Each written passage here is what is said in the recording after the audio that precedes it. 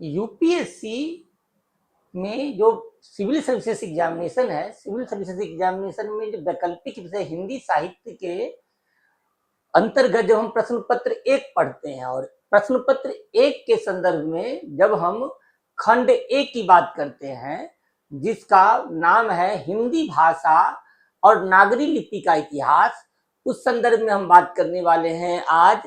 कि इससे पहले के क्लास में हमने बात किया था कि भाई हिंदी साहित्य में अगर हम हिंदी भाषा के विकास के क्रम को देखें, क्योंकि भाषा पहले तो हम भाषा में बात करेंगे, उसके बाद ही हम साहित्य पे बात कर सकते हैं।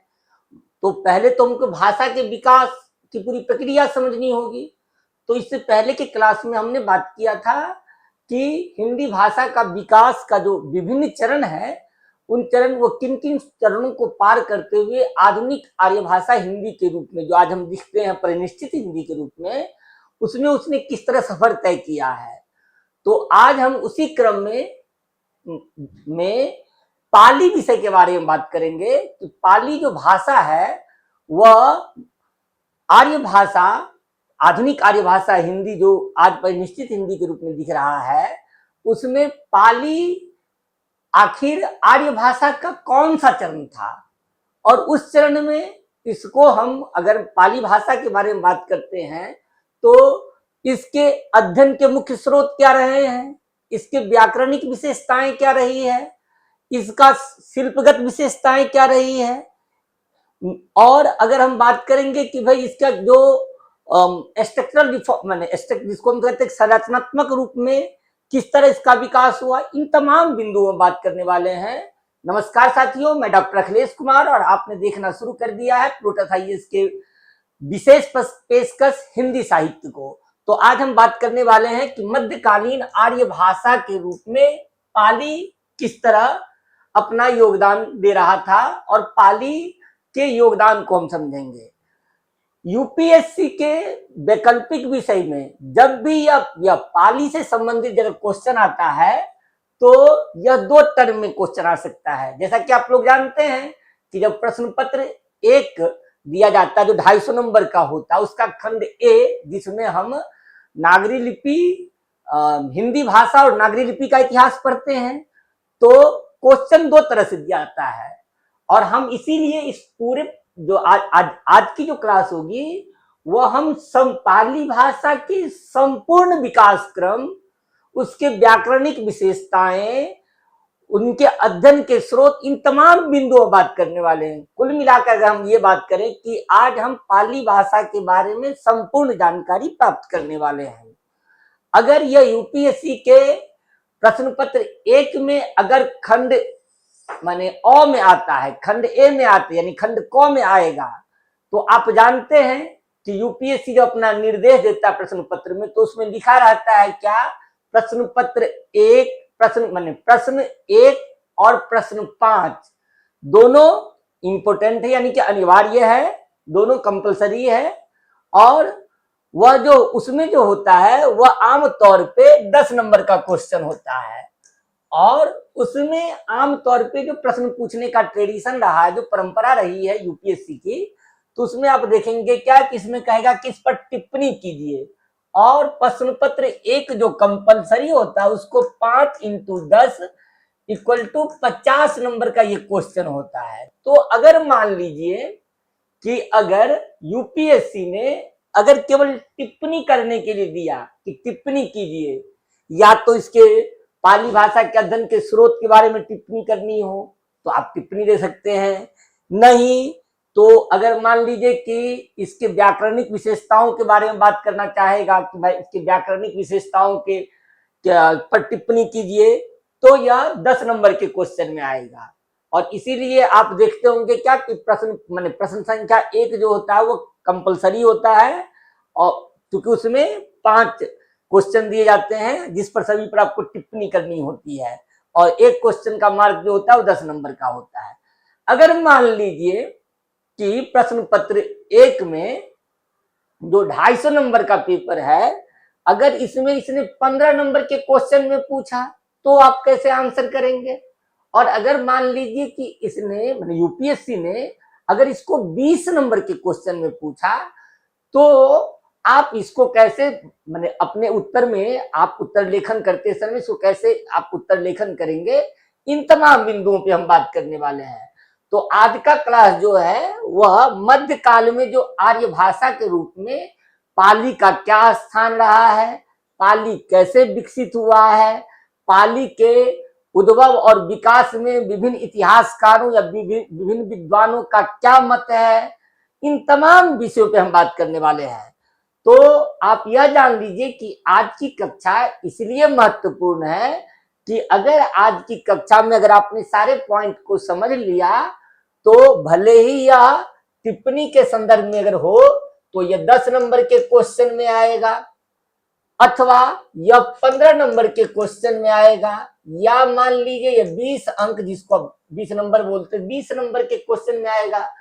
तो अगर ये 10 नंबर, 15 नंबर या 20 नंबर तीनों के माने जिस किसी भी फॉर्मेट में, जिस किसी भी रूप में अगर ये प्रश्न पत्र के रूप में माने प्रश्न के रूप में आएगा, तो आज के क्लास को अगर आप समझ जाते हैं, आप उस तरह नोट्स बना लेते हैं, तो आप आसानी से पाली से संबंधित एक भी क्वेश्चन आपका यूपीएससी में नहीं छूटेगा, चाहे वह टिप्पणी के संदर्भ में हो, चाहे वो 15 नंबर के सवाल में हो या फिर 20 नंबर का सवाल हो, वह सारा आप सारे क्वेश्चन का आंसर कर सकते हैं। जिस फॉर्मेट में पूछेगा आपकी सब संख्या बढ़ जाएगी और उस अनुसार आप सब संख्या सीमित सब संख्या में आप सारी चीज पे अपना उत्तर लेखन कर सकते हैं सारे तथ्यों के आधार पे। तो हम आज बात करेंगे कि मध्यकाल में जो है वो आर्य भाषा जो है वह किस रूप में प्रचलित था। तो आप जानते हैं कि मध्यकाल में जो मध्यकालीन आर्य भाषा में पाली जो है वह मध्यकालीन आर्य भाषा का प्रथम चरण है। इसको हम प्रारंभिक अवस्था कहते हैं, यानी कि प्रथम अवस्था कहते हैं। तो पहले तो हम ये जानने का कोशिश करें कि भाई पाली जो है उसके अध्ययन का मुख्य स्रोत क्या क्या है। हम कोई बात करेंगे तो हम जो हमारे पास ज्ञात इतिहास है, जिसको हम लोग अंग्रेजी में एक वर्ड यूज करते हैं नॉन हिस्ट्री, है ना, जो ज्ञात इतिहास है उन ज्ञात इतिहासों के बारे में बात करेंगे कि हमारे पास जो इतिहास के साक्ष्य के रूप में कोई चीज है। और आप जानते हैं जब आप लोग जीएस के पेपर में पढ़ते होंगे, सामान्य अध्ययन के पेपर में जब आप भारतीय इतिहास पढ़ते हैं तो आप जानते हैं कि जब ऐतिहासिक साक्ष्य के रूप में या तो हम उस समय में लिखा गया कोई पुस्तक होगा उसको आधार बनाएंगे, अथवा शिलालेख पर जो लिखा गया है उसको हम आधार बनाते हैं, या ताम्रपत्र पर जो लिखा गया था उसको आधार बनाते हैं, या मान लीजिए कोई और ऐसी रचना अगर साहित्य के संदर्भ में बात करें, क्योंकि हम आज साहित्य के संदर्भ में बात कर रहे हैं और हमारा ऑप्शनल सब्जेक्ट है हिंदी साहित्य, लेकिन उसकी शुरुआत तो पहले भाषा से होगी। नागरी लिपि का विकास कैसे हुआ हम पहले उस पर बात करेंगे। भाषा जब भाषा विकसित होगी तब तो वो साहित्यिक भाषा के रूप में आएगी। तो पहले तो हमको भाषा के विकास के चरण को पढ़ना है।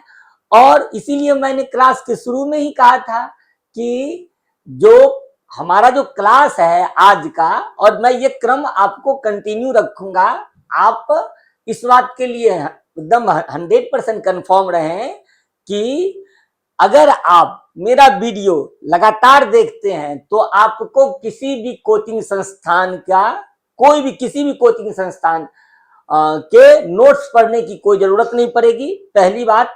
दूसरी बात कि आप यहां से सारा नोट्स खुद बना सकते हैं, और आपको जो तथाकथित दिल्ली में जो सो कोल्ड, जिसके लिए हम हिंदी में सब यूज करते, तथाकथित जो ये कोचिंग का जो बाजार बना हुआ है उस बाजार के एक छत्रता को, या ये कहिए कि उसके एक छत्र राज्य को चुनौती देने के लिए मैंने ये वीडियो तैयार कर रहा हूं कि ताकि आपको किसी अन्य जगह पर जाने की जरूरत नहीं पड़े। और अगर आप मेरा वीडियो कंटिन्यू देखेंगे तो इस बात के लिए आप कंफर्म रहिए कि मैं हर टॉपिक पर आपको जो यूपीएससी में पूछा गया जो क्वेश्चन है उस क्वेश्चन के आधार पर उसका पूरा माने किस किस रूप में पूछा जा सकता है उसके बारे में संपूर्ण जानकारी आपको इस वीडियो के माध्यम से मिल जाएगी। और आप यहाँ से नोट्स बना करके आप टेस्ट पेपर को देखिए, प्रीवियस ईयर के क्वेश्चन पेपर को देखिए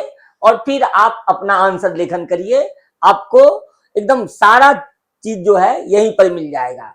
तो आज हम बात करेंगे कि मध्यकाल में जो मध्यकालीन जो आर्य भाषा थी उसमें पाली को तो हम कहते हैं कि चलिए ये प्रथम अवस्था के रूप में रहा, प्रारंभिक अवस्था यहीं से माना जाता है। क्योंकि इससे पहले हमने बात की थी कि वैदिक साहित्य में तो वैदिक संस्कृत और लौकिक संस्कृत के बारे में बात किया था अध्याय 1 में, और आज हम अध्याय 2 में बात करने वाले हैं मध्यकालीन आर्य भाषा पाली। तो सबसे पहले तो हमें यह जानना होगा कि भाई इसके अध्ययन के मुख्य स्रोत क्या है। हम कोई बात करेंगे तो ऑथेंटिक बात करेंगे ना। देखिए, मैं कई बार क्लासेस में कहता हूं बच्चों को कि इस देश में होता क्या है कि दो लोगों के बीच में डिबेट होता है, एक अनपढ़ों के बीच में, किसके बीच में, तो अनपढ़ों के बीच में, और एक होता है कुपढ़ों के बीच में। याद रखिए, जो मैं चीज मैं आपको कहने जा रहा हूं उसको समझने का प्रयास करिए। भारत में एक जो वर्ग है वह अनपढ़ है ना, और दूसरा जो वर्ग है वह कुपढ़ है। कुपढ़ क्या होता है भाई, तो ये अनपढ़ है, इनको तो कोई जानकारी नहीं है, तो ये व्हाट्सएप यूनिवर्सिटी से, यूट्यूब पर, सोशल मीडिया से, या जो भड़काऊ भाषण होता है उससे, या सोशल मीडिया के जितने भी प्लेटफॉर्म्स है उससे जाके ये जो है ज्ञान प्राप्त करते हैं। इनके पास कोई ऑथेंटिक ज्ञान होता नहीं है, तो ये अनपढ़ है, जिनको कुछ नहीं आता है। और दूसरा जो है कुपढ़ों की बात होती है। कुपढ़ कौन होते हैं भैया, कुपढ़ वो होते हैं जिन्होंने ये पढ़ा तो है लेकिन वो अपने अनुसार उसकी व्याख्या करते हैं। मैं कई बार क्लास में कहता हूं कि इतिहास के संदर्भ में ये कहा जाता है कि आप जब भी देखेंगे कि इतिहास लेखन की बात हो, मैंने जब विभिन्न राजनेता, विभिन्न पार्टियों, विभिन्न राजनीतिक दलों के जो राजनेता हैं वो कहते हैं कि इतिहास का पुनर्लेखन होना चाहिए, हम भी कहते हैं हाँ भैया लेखन पुनर्लेखन होना चाहिए, इसमें कोई दो राय नहीं है। उन लोगों का तर्क ये है कि भाई इतिहास में जो है सत्ता के द्वारा जो पोषित लोग थे उन्होंने ही इतिहास लिखा है, तो यह परंपरा तो हर समय में रहा है। ऐसा तो नहीं है कि आजादी के जस्ट बाद जो इतिहास लिखा गया उसी वक्त में क्या नाम है सत्ता द्वारा पोषित जो इतिहासकार थे उन्होंने उस आधार पर इतिहास लिखा हो। अगर ऐसा होता तो जब हम पढ़ते हैं कबीर के बारे में, तुलसी के बारे में, और कबीर और तुलसी से पहले जब हम पढ़ते हैं रीतिकाल, तो रीतिकाल में क्या है, रीतिकाल भी तो पूरा का पूरा दरबारी संस्कृति का काव्य है। तो दरबारी संस्कृति का काव्य में क्या होगा कि कवि को राजा के दरबार में ही आश्रय मिलता था, और जब कवि को राजा के दरबार में आश्रय मिलेगा तो वह निश्चित रूप से अतिशयोक्तिपूर्ण वर्णन करेगा।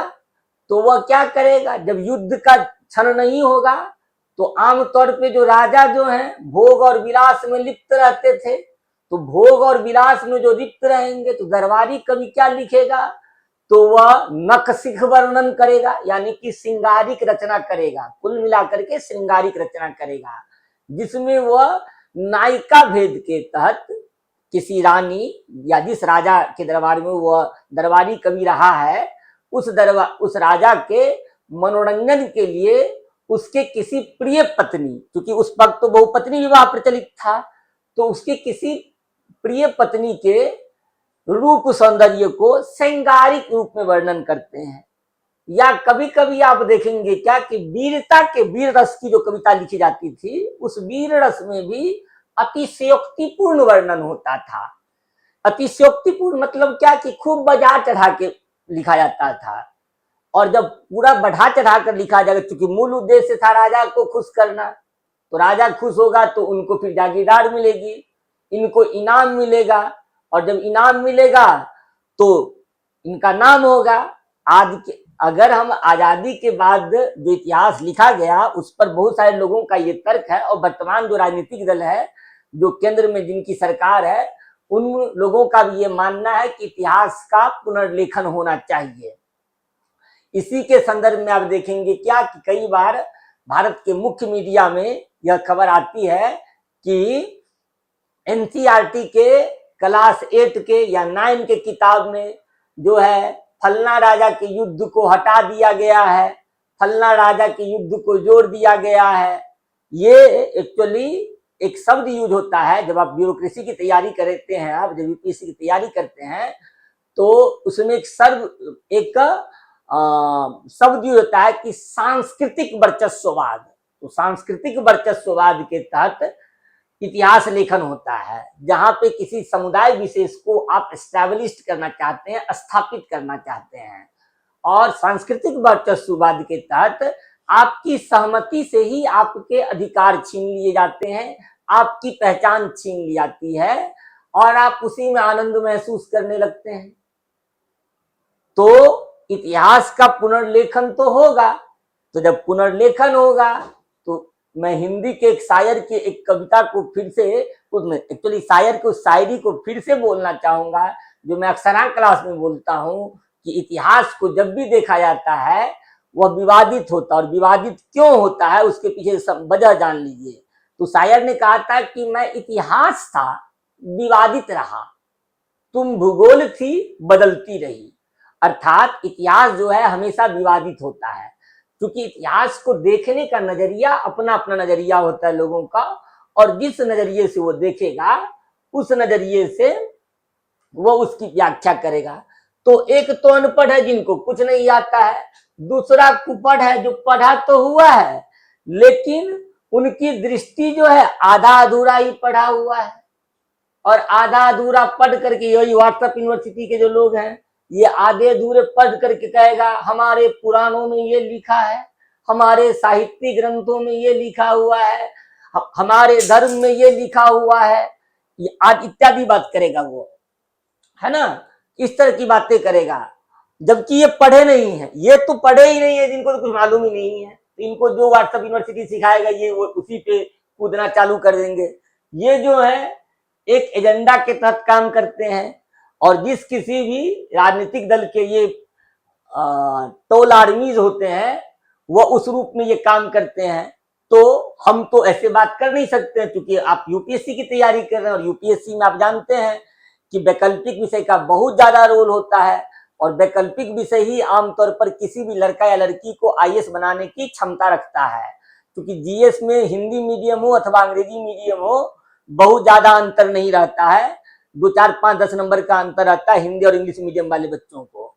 तो हिंदी साहित्य हमेशा से, नॉट मैं पढ़ा रहा हूं इसीलिए नहीं, आप किसी से भी पढ़े हो, किसी भी किताब को पढ़े हो, किसी भी टीचर से पढ़े हो, तो आप ये बात याद रखिए कि हिंदी साहित्य का जो अगर आप इतिहास देखिएगा वैकल्पिक विषय के रूप में, तो उसका इतिहास हमेशा अच्छा रहा। ये स्कोरिंग मार्क देने वाला जो सब्जेक्ट माना जाता है कि इसे मैंने अधिकतम मार्क मिलता है, और उसका खास करके प्रश्न पत्र 1 का जो खंड क है, जो हिंदी भाषा और नागरी लिपि के इतिहास से संबंधित है, वो पूरा और पूरा उसका उत्तर आप वैज्ञानिक तरीके से लिख सकते हैं। तो आज हम बात करने वाले हैं कि, क्योंकि मैंने अभी तुरंत कहा कि चूंकि मैं इतिहास की बात करूंगा तो इतिहास की बात करूंगा, और अब यूपीएससी के छात्र हैं, अभ्यर्थी हैं, तो आप जो भी बात करेंगे तो किसी न किसी ज्ञात साक्ष्य को आधार बना के करेंगे।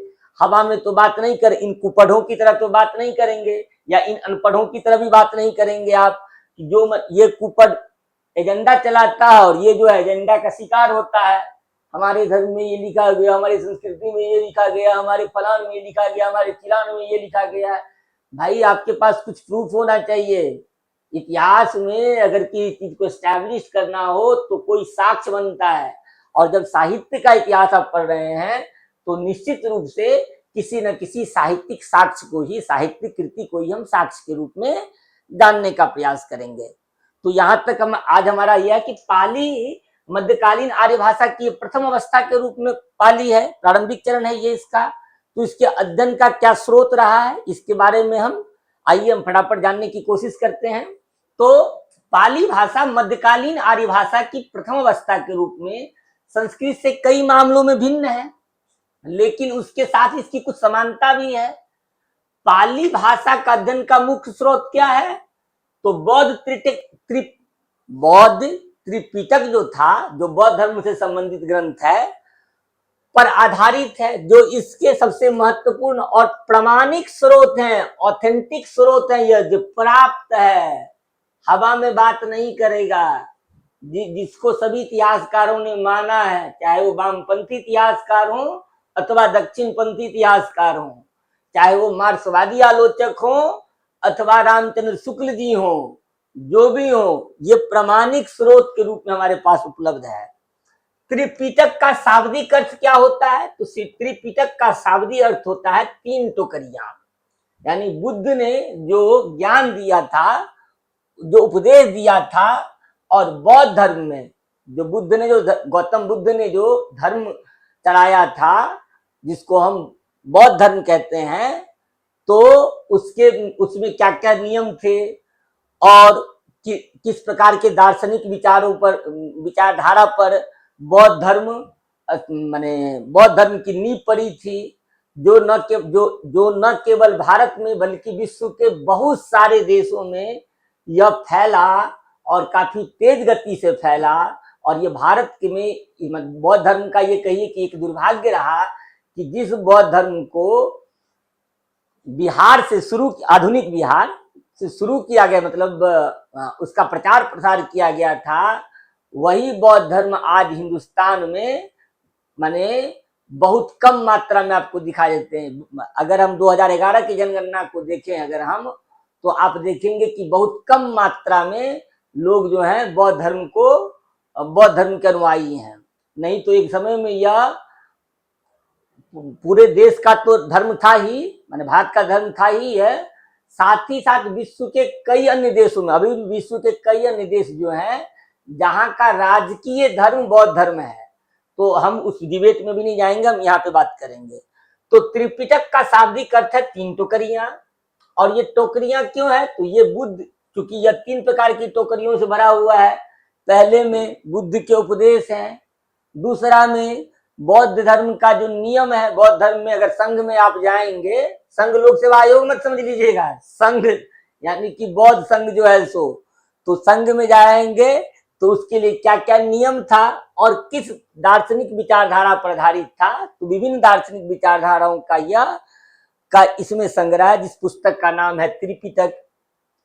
त्रिपिटक में जो विनय पिटक है, इसमें भिक्षु और भिक्षुनियों के लिए, बौद्ध धर्म में जो भिक्षु आते थे और जो महिला भिक्षुनी आती थी, इसलिए पुरुष जो भिक्षु होगा उसको हम भिक्षु कहेंगे और स्त्रियां जो होंगी उनको हम भिक्षुनी कहते हैं, के लिए बनाए गए नियम और विनियमन शामिल है।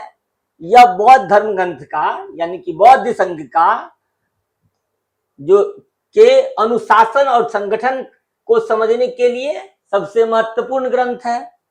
दूसरा सूत पिटक, यह बुद्ध के उपदेशों और धर्म है ना से संबंधित है। यह बुद्ध धर्म के उपदेश और उसके धर्म से संबंधित है। इसमें विभिन्न विषयों पर बुद्ध के संवाद और प्रवचन शामिल है। बुद्ध ने जो आपस में बात विचार किया वो, और बुद्ध ने जो उपदेश दिया, उपदेश का ही दूसरा जो पर्यायवाची शब्द होता है उसको हम प्रवचन कहते हैं। तो इसमें बुद्ध के संवाद और प्रवचन शामिल है, संकलित किया गया, एक जगह संकलित किया गया है ना।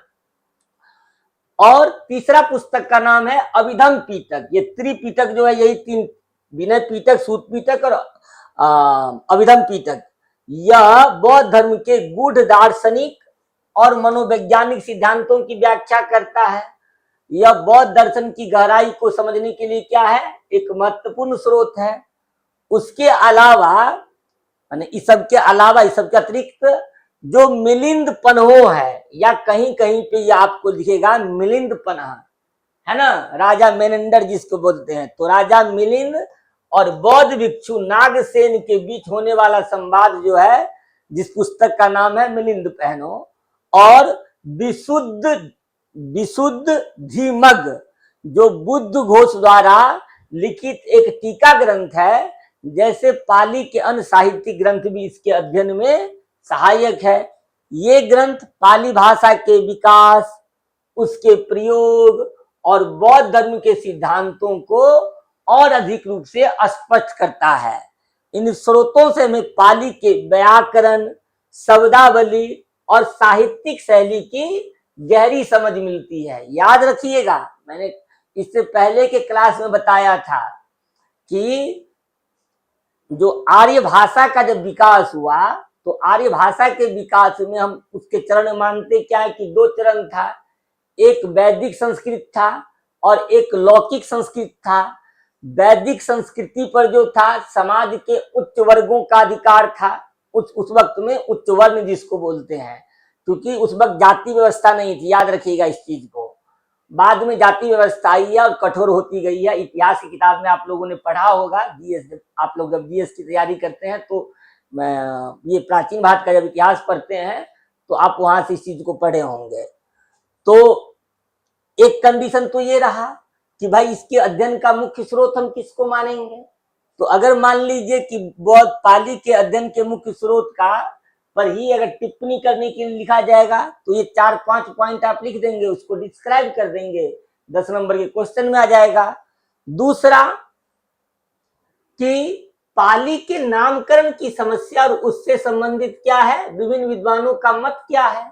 कुछ तो मत होगा भाई पाली जो आर्य भाषा में भारतीय जो आधुनिक आर्य भाषा है जिसको हम हिंदी कहते हैं, हिंदी जो आधुनिक आर्य भाषा है वो अपने एकाएक तो हिंदी विकसित नहीं हुआ होगा, वह विभिन्न चरणों को पार करते हुए आया होगा।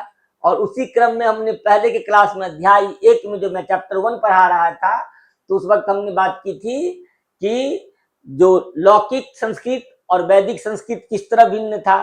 उसकी दूसरी अवस्था जो आता है जिसमें मध्यकाल में जब हम आते हैं तो मध्यकाल में पाली जो है एक भाषा के रूप में परिणत होती है और इसके बारे में विभिन्न जो विचारक हैं या विभिन्न जो आलोचक हैं या विभिन्न जो इतिहासकार, साहित्य के जो इतिहासकार हैं, उनका अलग अलग मत है। तो इसमें हम ये समझें कि इनके नामकरण को लेकर के क्या समस्याएं हैं, विभिन्न विद्वानों में क्या मतभेद है और विभिन्न मत क्या है, इसके बारे में चर्चा करेंगे। तो एक सिद्धांत है जिसका नाम है पंक्ति से उत्पत्ति का सिद्धांत। पंक्ति जिसको हम लाइन बोलते हैं, पंक्ति कहते हैं ना कि पंक्ति में लग जाइए, लाइन में लग जाइए, यह सबसे लोकप्रिय सिद्धांत में से एक है। इस मत के अनुसार पाली जो है, पाली शब्द पंक्ति शब्द से व्युत्पन्न हुआ है, अर्थात पाली शब्द की जो उत्पत्ति हुई है वह पंक्ति शब्द से उसकी उत्पत्ति हुई है, जिसका अर्थ होता है लाइन या पंक्ति। इस दृष्टिकोण के समर्थकों का यह मानना है कि यह नाम इसलिए पड़ा क्योंकि त्रिपिटक के मूल पाठ यानी कि मूल टेक्स्ट को बाद में लिखी गई टीका समझते हैं ना, कमेंट्री जिसको हम लोग पासपोर्ट कहते हैं, कमेंट्री जिसको बोलते हैं। इसलिए मैंने यहाँ पे अंग्रेजी में वर्ड लिखा, लेकिन आप लोग इसको अंग्रेजी में लिखिएगा नहीं, आपको समझाने के लिए मैंने ये शब्द लिखा है। हिंदी में लिखिएगा तो जब आंसर लिखिएगा तो राइट लिखिएगा, क्योंकि त्रिपिटक के मूल पाठ है ना, यहाँ टेक्स्ट अगर मैंने अंग्रेजी में लिखा आपको समझाने के केवल लिखा था, और उस पर जो टीका लिखी गई से अलग दर्शाने के लिए इसका प्रयोग किया जाता है। मूल पाठ को पाली और टीकाओं को क्या कहा जाता था, अट्ठ कथा। तो कभी कभी हालांकि यूपीएससी में एक क्वेश्चन नहीं आता है, लेकिन जब आप नेट जीआरएफ की तैयारी करेंगे हायर एजुकेशन के लिए तो यह शब्द पूछ सकता है कि भाई पाली ग्रंथ में जो टीका लिखी जाती थी उसको क्या कहा जाता था, तो उसको कहते थे हम अट्ट कथा। दूसरा जो है, एक तो हुआ पंक्ति की उत्पत्ति का सिद्धांत, एक सिद्धांत ये मानना है, एक धारा का ये मानना है। इतिहासकारों की जो एक धारा है वह पंक्ति के सिद्धांत से कि पंक्ति शब्द से पाली की उत्पत्ति हुई है ये मानता है। दूसरा धारा जो है वो यह मानता है कि पाठ से उत्पत्ति का सिद्धांत। अब पाठ से उत्पत्ति का सिद्धांत क्या हुआ, तो पाठ से उत्पत्ति का सिद्धांत यह हुआ कि यह मत पाठ से पाली की व्युत्पत्ति को मानता है कि पाली जो शब्द का जो उत्पन्न हुआ है, यानी पाली शब्द की जो उत्पत्ति हुई है वह पाठ शब्द से हुई है। पाठ का अर्थ है मूल पाठ या मूल ग्रंथ, जो ओरिजिनल टेक्स्ट है उसकी बात हम करेंगे। इस सिद्धांत के अनुसार पाली शब्द का प्रयोग बुद्ध के मूल उपदेशों को दर्शाने के लिए किया जाता था, जो कि बाद की टीकाओं से क्या था, भिन्न था। यह दृष्टिकोण भी पहले वाले यही की है, पंक्ति वाले सिद्धांत से क्या होता है, मिलता जुलता है। जहां मुख्य जोर क्या है, उसकी मूलता, याद रखिए मूलता। इसीलिए मैंने आपको समझाने के लिए अंग्रेजी शब्द का प्रयोग किया है, जिसको आप अंग्रेजी में लिखेंगे नहीं आंसर में, केवल आपको समझाने के लिए। या कभी कभी आपको अगर लगता है कि चलिए टीचर जो है ये शब्द को अगर अंडरस्टूड नहीं कर पाएंगे या मैंने इस शब्द पर ध्यान नहीं जाएगा, तो उसको आप कहेंगे कि ओरिजिनलिटी क्या है, इस पर जोर देता है। तीसरा सिद्धांत यह मानता है, जिसके बारे में कहा जाता है कि यह पाटलिपुत्र से उत्पत्ति का सिद्धांत है। यह तीसरा जो धारा है वह पाटलिपुत्र से उत्पत्ति का सिद्धांत के तहत कुछ विद्वानों का मानना यह है कि पाली शब्द की जो उत्पत्ति हुई है वह मगध की राजधानी, याद रखिए मगध की राजधानी पाटलिपुत्र से हुई है। और मगध जो था उस समय यानी कि तत्कालीन भारत में मगध एक विशाल साम्राज्य था। महाजनपदों की जब हम बात करते हैं, महाजनपद काल में आते हैं, तो सबसे शक्तिशाली जनपद था महाजनपद था मगध, जिसकी राजधानी पाटलिपुत्र थी। तो उसी से हुआ है जहां पर बौद्ध धर्म का क्या हुआ है, विकास हुआ है पाटलिपुत्रा के क्षेत्र में। तो उनका तर्क है कि यह भाषा पाटलिपुत्र के क्षेत्र में बोली जाती थी और इसी कारण इसे क्या कहा जाता था, पाली कहा जाने लगा। लेकिन यह सिद्धांत जो है ये बहुत ज्यादा इस तथ्य को पुष्ट नहीं करता है। क्यों नहीं करता है, अब किसी भी इतिहास की किताब में चले जाइए,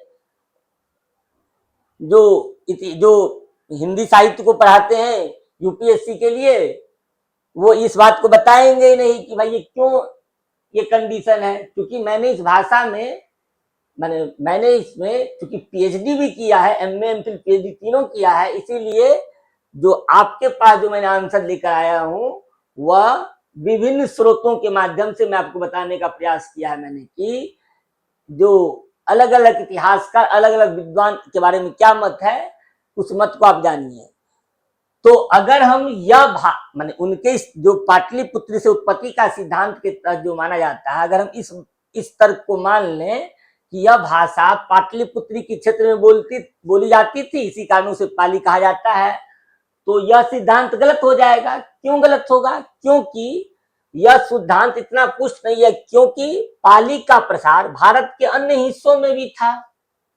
ऐसा तो था नहीं कि केवल पाटलिपुत्र में ही बोला जाता था, भारत के अन्य हिस्सों में भी बोला जाता था। तो अगर यह अन्य हिस्सों में बोला जाता था तो पाटलिपुत्र से उत्पत्ति का सिद्धांत जो है, यह सिद्धांत निर्विवाद रूप से गलत सिद्धांत है। तो यह कहना मुश्किल है कि यह सिर्फ पाटलिपुत्र तक ही सीमित थी, इसीलिए इसका नाम पाली हो गया। तो यह सिद्धांत, लेकिन एक धारा इसको मानती है, मैंने आपको इसलिए समझाने का प्रयास किया। चौथा, इसमें धारा क्या है कि पल्ली की उत्पत्ति का सिद्धांत, पल्ली शब्द से इसका उपयोग मैंने उत्पन्न हुआ है। और पल्ली होता क्या था, पहले इसको आप समझिए। तो कुछ विद्वानों ने पाली की व्युत्पत्ति पल्ली शब्द से मानी है, कि शब्द का जो पाली शब्द की जो उत्पत्ति हुई है वो पल्ली शब्द से हुई है, जिसका अर्थ होता है ग्रामीण या देहाती। पल्ली का अर्थ ग्रामीण या देहाती होता है। आज भी अगर आप हरियाणा में चले जाइएगा तो हरियाणा में कई जगह पर आप देखेंगे क्या कि चौक का नाम होता है पल्ला, है ना। मैं एक बार हरियाणा गया था और मैंने कहा कि भाई मुझे मेट्रो तक जाना है, तो बोला कि क्या पल्ला जाएंगे क्या आप। हमने कहा भैया मुझे मेट्रो तक जानी है, मेट्रो तक हमें पहुंचे, ऑटो वालों को मैंने कहा था। तो उन्होंने कहा था कि पल्ला होके जाता। तो पल्ला जो है वो आमतौर पर वही पल्ला जो है पल्ली बन गया है पाली में। तो पल्ली का अर्थ होता है ग्रामीण या देहाती भाषा, अर्थात वह भाषा जो गांव में बोली जाती थी, सामान्य लोगों के द्वारा जो बोली जाती थी, जो लोग उच्च शिक्षित वर्ग से नहीं थे या उच्च वर्ण से संबंधित नहीं थे, शिक्षित वर्ण से संबंधित नहीं थे, उनकी भाषा जो थी वह पल्ली थी। वही पल्ली जो है, उसी पल्ली से पाली शब्द की उत्पत्ति हुई है। तो इस मत के अनुसार यह भाषा गांव देहात में बोली जाती थी, जबकि संस्कृत क्या था, उच्च वर्ग के द्वारा और नगरों में बोले जाने वाली भाषा थी। नगर माने शहर में बोली जाने वाली भाषा थी। आज भी आप गौर करेंगे क्या कि जो आप देखें कि शहर में लोग अंग्रेजी बोलते हैं, और जो ग्रामीण क्षेत्र है, तो भारत के इतने बड़े अगर माने विभिन्न अंचलों की बात करें, यानी ग्रामीण क्षेत्रों की बात करें हम, तो वहां आप देखेंगे क्या कि अलग अलग क्षेत्र में अलग अलग उपभाषाएं बोली जाती, अलग अलग बोलियां बोली जाती है ना। तो और जबकि शहरों में या एकेडमिक्स एजुकेशन में जो देखेंगे, हायर एजुकेशन में, वो आमतौर पे अंग्रेजी में लोग बोलते हैं। यहाँ तक कि अगर आप देखेंगे कि कालिदास के जो नाटक हैं, उस नाटक में जो उच्च वर्णीय जो चरित्र है, वह चरित्र, जो ग्रामीण चरित्र है वह सॉरी जो शहरी चरित्र है, उच्च वर्णीय चरित्र है, वह चरित्र जो है संस्कृत बोलता है, जबकि उसमें जो निम्न वर्गीय चरित्र है या जो ग्रामीण चरित्र है, जिसका दिखाना कि ये ग्रामीण चरित्र है, जिनका पढ़ाई लिखाई शिक्षा से बहुत ज्यादा संबंध नहीं है, तो वह आम भाषा बोलता है। ठीक उसी तरह संस्कृत जो था उस समय में उच्च वर्गों के द्वारा बोली जाती थी और नगरों में बोली जाने वाली भाषा थी, जबकि गांव देहात यानी कि ग्रामीण क्षेत्रों में माने यही पल्ली शब्द बोला जाता है, पल्ली भाषा बोली जाती थी, जिससे ये कहा जाता है कि पल्ली से ही पाली शब्द का विकास हुआ है। इस प्रकार पाली को ग्रामीण लोगों की भाषा के रूप में देखा गया। दूसरा है पाली धातु। आप जानते हैं संस्कृत में जब हम पढ़ते धातु शब्द को पढ़ते हैं, तो पाली धातु से उत्पत्ति का सिद्धांत क्या कहता है, पांचवा जो धारा वो क्या कहता है। तो एक मत ये कहता है कि ये विभिन्न विद्वानों का मत है, इसीलिए मैंने कहा कि मैं अपने तरफ से कोई भी कंक्लूजन पे नहीं जाऊंगा। आप जो अलग अलग विद्वान क्या कह रहे हैं, उन विद्वानों, उन आलोचकों, उन इतिहासकारों के का जो मत है, उन मतों के आधार पे हम आगे की बात करेंगे और तब एक मोटा मोटी आइडिया लगाएंगे कि इसका जो निष्कर्ष वो किस रूप में हो सकता है। तो एक धारा यह मानती है कि पाली धातु से इसकी उत्पत्ति हुई है, इसलिए इस सिद्धांत को कहता है पाली धातु से उत्पत्ति का सिद्धांत। तो एक अन्य मत यह है कि पाली शब्द की उत्पत्ति प धातु से हुई है, जिसका अर्थ है रक्षा करना। तो रक्षा करना माने किसकी रक्षा करना भैया, ये भी तो सवाल आएगा आपके दिमाग में। तो रक्षा करने का मतलब हुआ कि इस दृष्टिकोण से पालिक शब्द का अर्थ हुआ कि बुद्ध के वचनों को रक्षा करने वाली भाषा, अर्थात बुद्ध ने जो उपदेश दिया था अपने अनुयायियों को, उन्होंने जो प्रवचन और उपदेश दिया था, तो उनके वचनों की जो रक्षा करने वाली भाषा थी वह पाली थी, जो पाली धातु से थी। यह सिद्धांत धार्मिक महत्व पर अधिक जोर देता है, भाषाई और सांस्कृतिक महत्व पर कम जोर देता है, धार्मिक मान्यता पर ज्यादा महत्व देता है।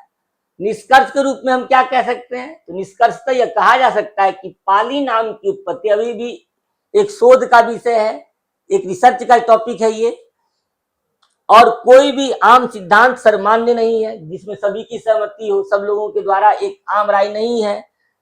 हालांकि पंक्ति और पाठ से संबंधित सिद्धांत सबसे अधिक स्वीकार माने जाते हैं, और इसीलिए ये पाली के मूल ग्रंथों के संदर्भ में अधिक प्रासंगिक लगते हैं।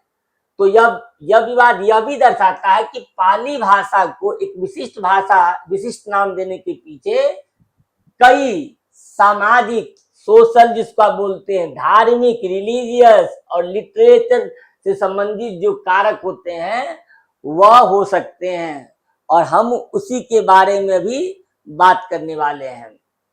तो यहां तक समझने में आपको कोई दिक्कत तो नहीं है कि किसी भाषा का विकास होगा तो उस वक्त सामाजिक परिवेश क्या रहा होगा तत्कालीन समय में, उसके बाद तत्कालीन समाज की धार्मिक व्यवस्था कैसी थी, भाषाई व्यवस्था कैसी, समाज के जो अलग अलग वर्ग थे वह अलग अलग वर्ग किस भाषा में बात कर रहे थे, उसके बारे में ये सभी जो कारक है वह प्रभावित करता है किसी भाषा के विकास को, यह प्रभावित करता है। अब हम जानने की कोशिश करेंगे कि पाली की भाषा संबंधी विशेषताएं क्या है। पाली जो भाषा है उसमें भाषा से संबंधित विशेषताएं क्या है, तो इसके बारे में बात करने वाले हैं। तो इसकी जो मुख्य विशेषता है भाषा संबंधी, उसमें क्या है, सरलता और ध्वन्यात्मक परिवर्तन। पाली जो है वह सिंपलिसिटी है, सिंपलिसिटी यानी कि सिंपल है, वो सरल भाषा में लिखी गई है, और मैंने यहाँ जानबूझ के अंग्रेजी शब्द का प्रयोग किया है ताकि आप लोग समझ पाइए। जब आप लिंग्विस्टिक पढ़ेंगे, भाषा विज्ञान जब पढ़ेंगे, तो उसमें फोनेटिक जो चेंजेज है उसके बारे में बात करेंगे कि उसका प्रोनाउंसिएशन कैसे होता है। इसीलिए मैंने कहा था कि ध्वन्यात्मक परिवर्तन, सिंप्लिसिटी एंड फोनेटिक चेंजेस। पाली संस्कृत की तुलना में बहुत सरल है। संस्कृत के कई जटिल शब्द संयुक्त व्यंजन जिसको कंसोनेंट कहते हैं का पाली में क्या हो गया है, सरलीकरण हो गया। संस्कृत में बहुत ज्यादा जटिल है, पाली में वो बड़ा सरल भाषा में लिखा जाता है। मैं आगे बताऊंगा।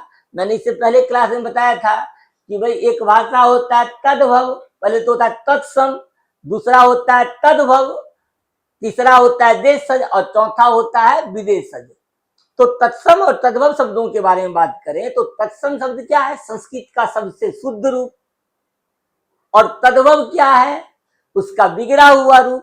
तो जैसे शहरों में आज कोई आदमी अगर इंग्लिश बोल रहा है तो वह हो सकता है कि इंग्लिश के शब्दों का प्रोनाउंसिएशन सही ढंग से कर रहा हो, लेकिन उसी शब्द को अगर आप ग्रामीण क्षेत्रों के लोगों के द्वारा देखेंगे कि जब बोलता है तो उसको वह शब्द को तोड़ देता है।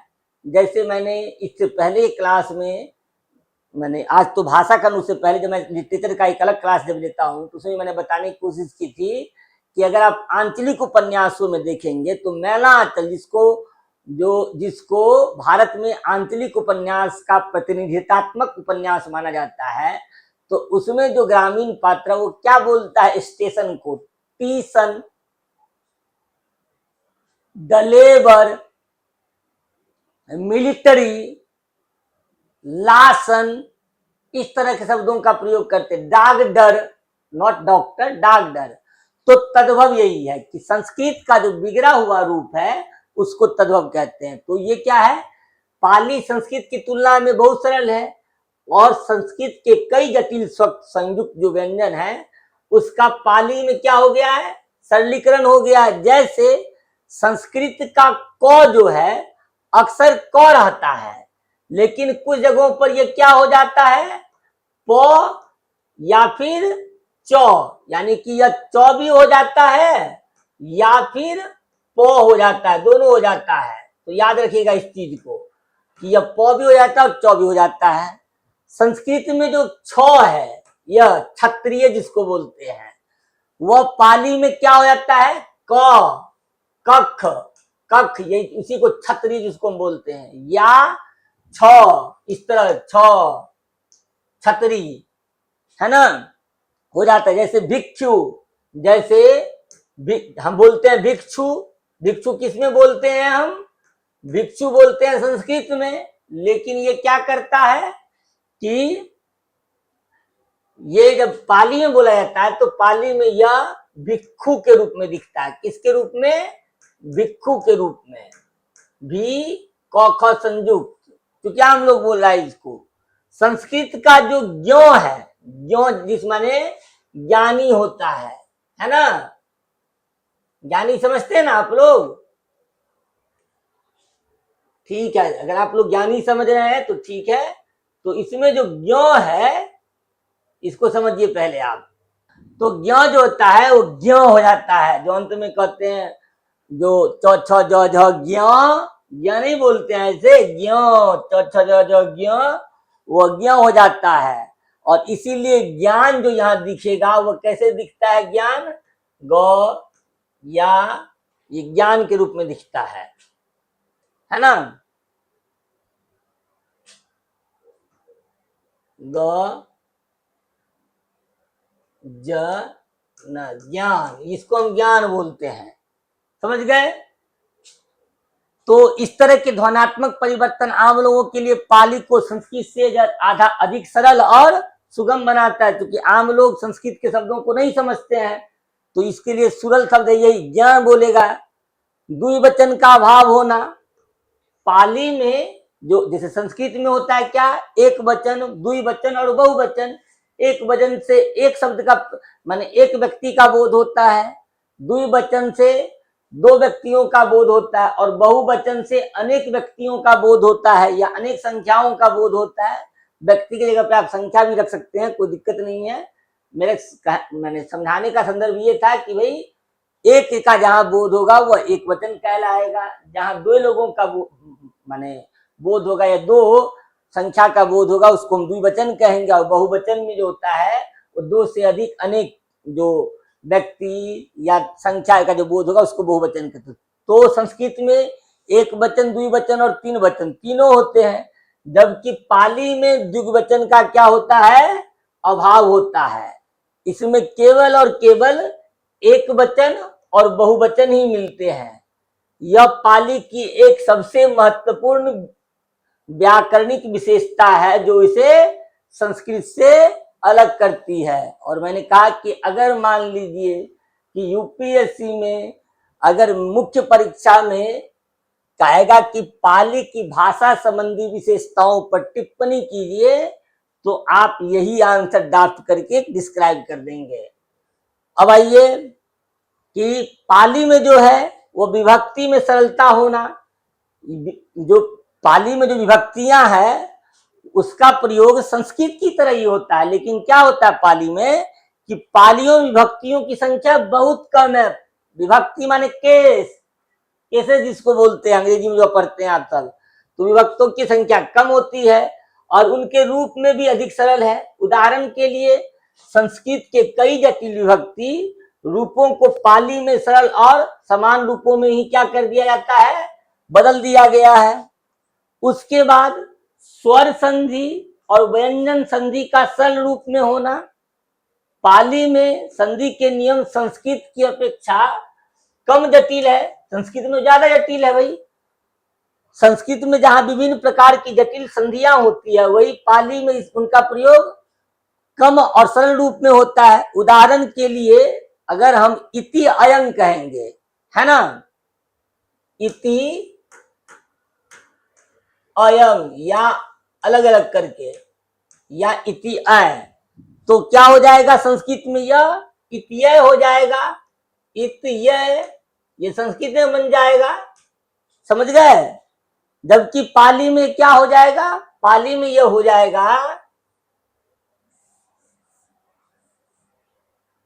पाली में यही हो जाएगा क्या, पाली में यह हो जाएगा इत अयंग, इति अयंग,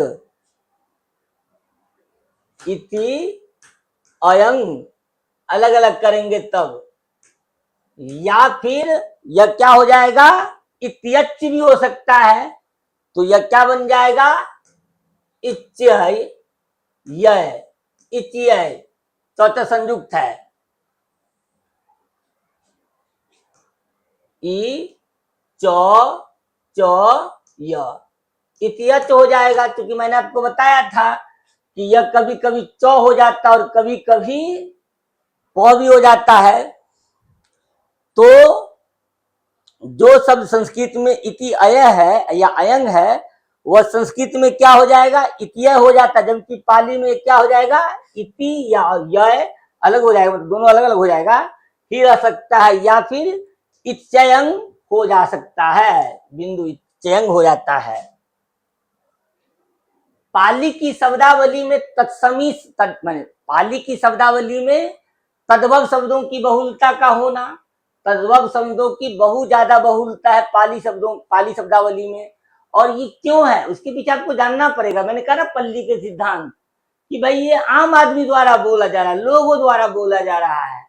तो लोग जो है, जो शहर का उच्च वर्ग है या जो समाज का उच्च वर्ण है, वह तो संस्कृत बोल रहा है, और जो निम्न पात्र है या आम आदमी जो है, शहर में भी जो आम आदमी है, जो क्या नाम है, उच्च वर्ग में नहीं आता, शिक्षित वर्ग में नहीं आता है, तो वह तो आम भाषा बोलता है, जन भाषा बोलता है, लोक भाषा बोलता है। तो इसीलिए इसमें देखिए कि तद्भव शब्दों की क्या होती है, बहुलता है। तद्भव शब्द माने क्या हो गया, जो तत्सम का बिगड़ा हुआ रूप है वो तद्भव। तो पाली की शब्दावली का एक बड़ा हिस्सा तद्भव से संस्कृत से आया, लेकिन इसमें कुछ अपने विशिष्ट स्थान भी है, जो इनका अपना विशिष्ट शब्द है, जो स्थानीय भाषाओं के प्रभाव को दर्शाते हैं। जो उस वक्त जो स्थानीय भाषाएं रही होंगी उस भाषा के प्रभाव को दर्शाते हैं।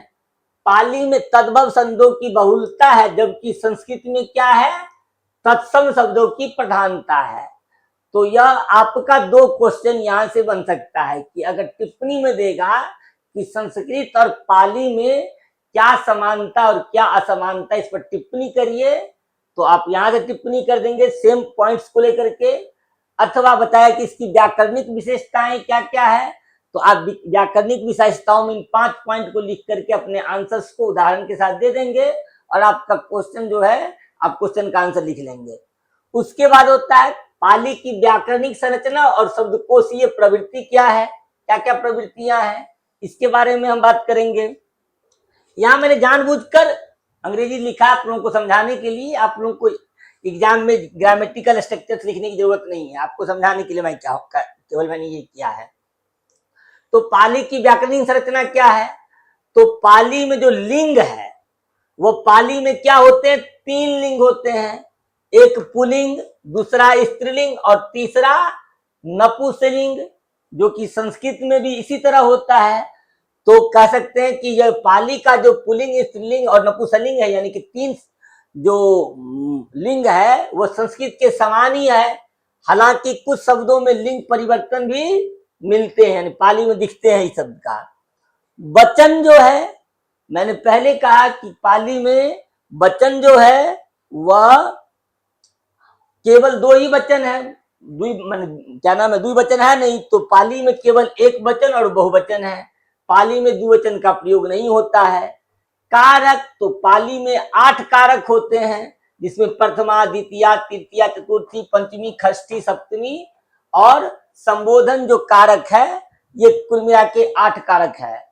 इस कारकों के रूप काफी सरलता से संस्कृत से मिलते जुलते हैं। क्रियाएं, यहाँ वर्ब्स मैंने जानबूझ के लिखा है, तो आप इसको वर्ब्स मत लिखिएगा, केवल आपको समझाने के लिए मैंने लिखा था कि पाली में क्रियाओं के रूप भी संस्कृत से मिलते हैं। धातु जो रूट वर्ड जो होता है से क्रिया का निर्माण होता है। काल के रूप में वर्तमान काल, भूतकाल और भविष्य काल का प्रयोग होता है।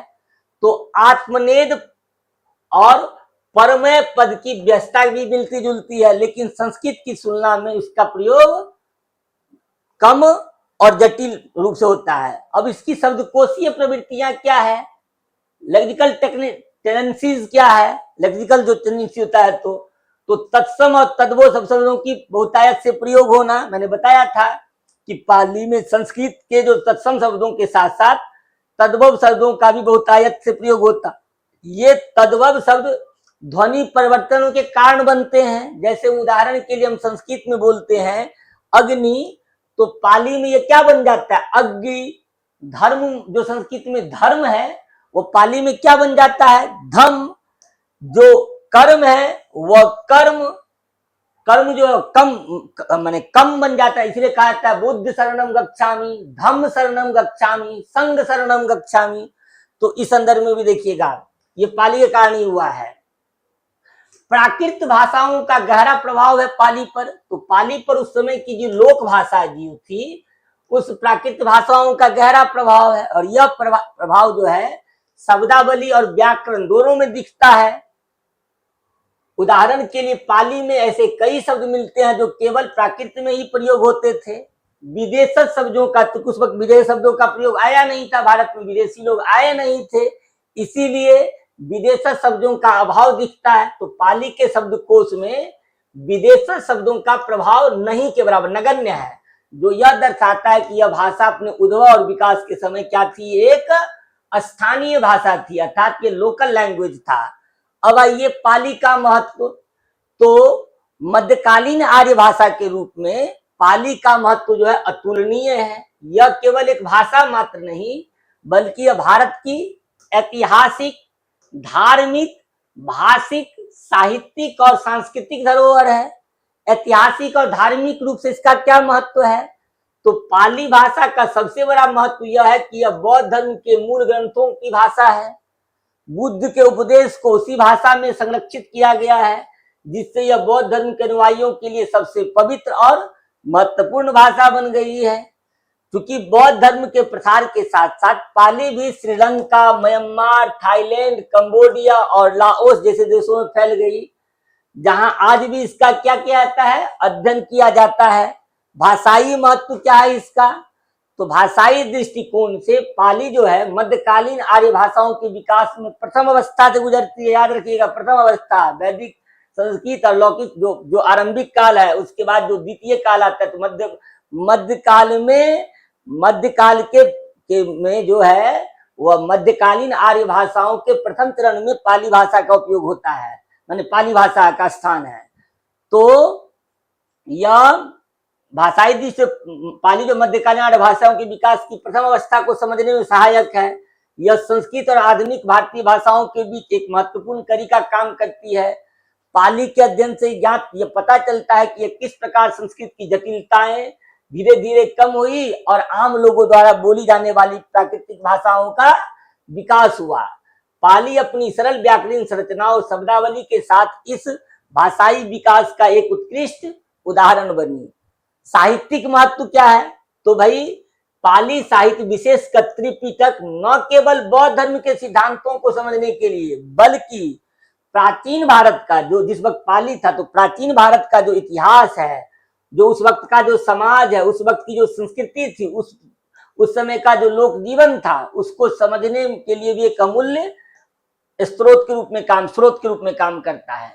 इन ग्रंथों को उस समय के सामाजिक, आर्थिक जीवन, नैतिक मूल्य और दार्शनिक विचारों का विस्तृत वर्णन मिलता है। कुल मिलाकर के जब इतना होगा तो इसका निष्कर्ष क्या है, तो निष्कर्ष ये है कि पाली भाषा मध्यकालीन आर्य भाषाओं की प्रथम अवस्था के रूप में एक अत्यंत महत्वपूर्ण भाषा है। प्रथम अवस्था याद रखिएगा, मध्यकालीन आर्य भाषा की प्रथम अवस्था है ये।